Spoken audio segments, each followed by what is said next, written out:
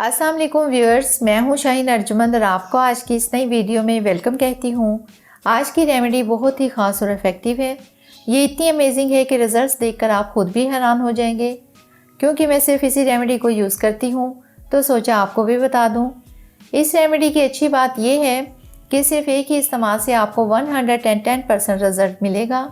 इसको ज़रूर ट्राई कीजिएगा, लेकिन इस रेमेडी का हर स्टेप बहुत ज़्यादा इम्पोर्टेंट है, तो वीडियो को स्किप किए बगैर मुकम्मल देखिएगा ताकि आपको इसका उतना ही फ़ायदा हो जितना मुझे होता है। तो आज मैं आपको बताऊंगी कि आप हनी यानी शहद से घर पर ही फेशियल कैसे कर सकते हैं, वो भी पार्लर जैसा और घर की आम सी चीज़ों से। हनी यानी शहद हमारी स्किन को मॉइस्चराइज करता है और साथ ही साथ हमारी स्किन को ब्राइट भी करता है। इसके अलावा इसमें एंटी फंगल, एंटी बैक्टीरियल और एंटी इन्फ्लेमेटरी प्रॉपर्टीज़ होती हैं जो कि स्किन के बहुत सारे प्रॉब्लम्स को ट्रीट करता है, जैसे एक्ने और पिंपल्स को प्रिवेंट करता है, स्किन के एजिंग प्रोसेस को स्लो डाउन करता है यानी झुर्रियाँ और रिंकल्स नहीं पड़ने देता, और स्किन कंप्लेक्शन को भी ब्राइट बनाता है, चेहरे की रंगत को निखारता और इसे गोरा बनाता है।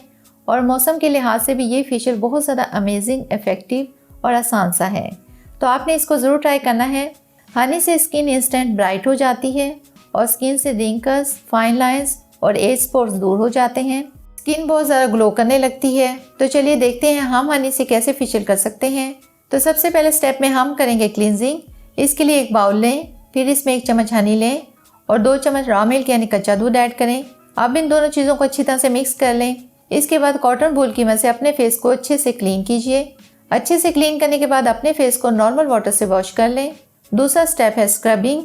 इसके लिए हम लेंगे 1 चम्मच हनी, फिर हम इसमें ऐड करेंगे 1 चम्मच कॉफ़ी पाउडर और हाफ चम्मच चीनी को ग्राइंड कर लीजिएगा ताकि चेहरे पर ना चुभे।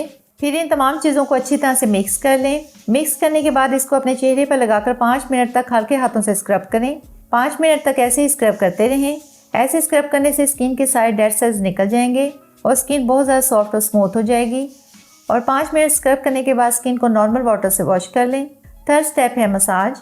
इसके लिए सबसे पहले एक बाउल में लें 1 चम्मच दही और फिर इसमें ऐड करें 1 चम्मच हनी यानी शहद। इन दोनों चीज़ों को अच्छी तरह से मिक्स कर लें और फिर ये क्रीम सी फॉर्म में आ जाएगी।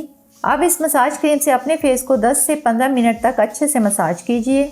दही में लैक्टिक एसिड होता है जो हमारे चेहरे से डार्क स्पॉट्स और टैनिंग को रिमूव करके स्किन टोन को ब्राइट करता है, और हनी हमारी स्किन पे एक नेचुरल ग्लो लाता है। ये मसाज क्रीम स्किन कम्प्लेक्शन को फेयर करने में बहुत ज़्यादा हेल्प करती है। ऐसे ही 10 से 15 मिनट मसाज करने के बाद स्किन को नॉर्मल वाटर से वॉश कर लीजिए। लास्ट और इम्पोर्टेंट स्टेप जिसमें हम तैयार करेंगे फेस पैक। इस फेस पैक को बनाने के लिए सबसे पहले हम लेंगे एक बाउल। अब हम इसमें डालेंगे 1 चम्मच बेसन यानी ग्राम फ्लोर और दूसरी चीज़ इसमें डालेंगे 1 चम्मच मुल्तानी मिट्टी। अब मैं इसमें डालूंगी 1 चम्मच शहद और 1 चम्मच लेमन जूस, और लास्ट में हमें चाहिए होगा राम मिल्क, इसको एक स्मूथ सा पेस्ट बनाने के लिए। यानी हम इसमें दूध इतना डालेंगे कि ये एक अच्छा सा पेस्ट बन जाए, ना ही ज़्यादा गाढ़ा हो ना ही ज़्यादा पतला। दूध डालने के बाद ये हमारा स्मूथ सा फेस पैक बिल्कुल रेडी है। अब इस फेस पैक को अप्लाई कर लें। ये फेस पैक स्किन पर से हर किस्म के दाग धब्बे दूर करने के लिए बहुत ज़्यादा इफेक्टिव है। इस फेस पैक के इस्तेमाल से स्किन इंस्टेंट ब्राइट हो जाती है। इस फेस पैक को लगाने के बाद स्किन को कम्प्लीटली ड्राई होने दें। जब ये ड्राई हो जाए तो अपने फेस को ठंडे पानी से वॉश कर लें। तो ये थे हमारे चारों स्टेप्स हनी से घर पर ही फेशियल करने के लिए। ये बहुत ही अमेजिंग और इफेक्टिव फेशियल है। इसे एक बार ज़रूर ट्राई कीजिएगा और अपने फ्रेंड्स के साथ शेयर कीजिएगा। तो ये थी हमारी आज की वीडियो। बहुत उम्मीद करती हूँ आपको पसंद आई होगी।